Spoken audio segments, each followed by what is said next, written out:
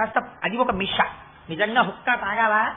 హుక్కా తాగితే నాడీ మండలానికి ప్రకోపమో ఉద్రేకమో కలిగితే దానిచే అలా కలిగినటువంటి ఉద్రేకానికో సంతోషానికో లోనైపోయినటువంటి వ్యక్తి ఆత్మస్థితిగతుడా కాడు.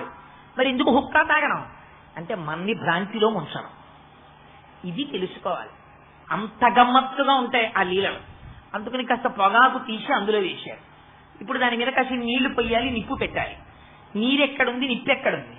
ఇంకోడైతే ఆయన మేస్తారు అగ్గిపెట్టుందా అంటాడు. ఆయన యోగి పొంగవుడు. మీకు చెప్పానే సర్వావస్థ వివర్జిత సంకల్పం చేస్తే చాలు. ఇప్పుడు నీరు కావాలి. ఆ సటకా తీసి భూమి మీద ఇలా కొట్టారు. టక్కన అందులోంచి గంగ పైకి వచ్చింది. ఆ గంగంతా పట్టుకుని చెంబుడు కూడా ఎందుకైనా మంచిది పెట్టుకుందాం అనుకుంటే మళ్ళీ ఆయన యోగి కారు. ఆయనకేం కావాలి? అప్పటికి పొగాకు మీద వేయాలి. కాసి నీళ్ళు ఇలా పట్టుకుని పొగాకు మీద వేసారు. అయిపోయింది ప్రయోజనం. అంటే ఆ నీళ్ళు ఆగిపోతాయి.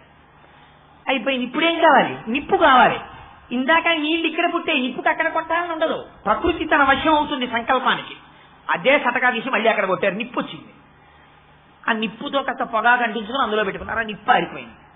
ఇప్పుడు తాను ఒకసారి హుక్కా పీల్చారు. ఆ వచ్చిన ఆయన్ని పిలిచి నువ్వు పీల్చాను. ఆయన పీల్చాడు. ఇప్పుడు ఆయనకి నమ్మకం కుదిరి. ఇంతే గమ్మత్తు. ఇది ఏ స్థాయిలో ఉన్నవాడికైనా నమ్మకం కుదిరిపోతుంది. ఎందుకని? దీనికి విచారణ చేయగలిగినటువంటి సమర్థత ఉన్నవాడైతే సద్గురువుగా అంగీకరించి కాళ్ల మీద పడిపోతాడు. ఎందుకని? ప్రకృతిని వశం చేసుకున్నాడు తన సంకల్పాలకి.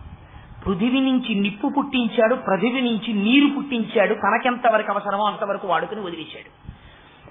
హుక్కా పీల్చడానికి ప్రకృతి విరుద్ధంగా ప్రవర్తింపచేయడానికి సంబంధం ఉందా? లేదు. అంటే ఇంతను లీలాచేష్టితములు కలిగిన వాడు సమర్థుడు అని గుర్తెరగగలగాలి. పాపం అంత శక్తి చాందుపాటు ఇది కాదు.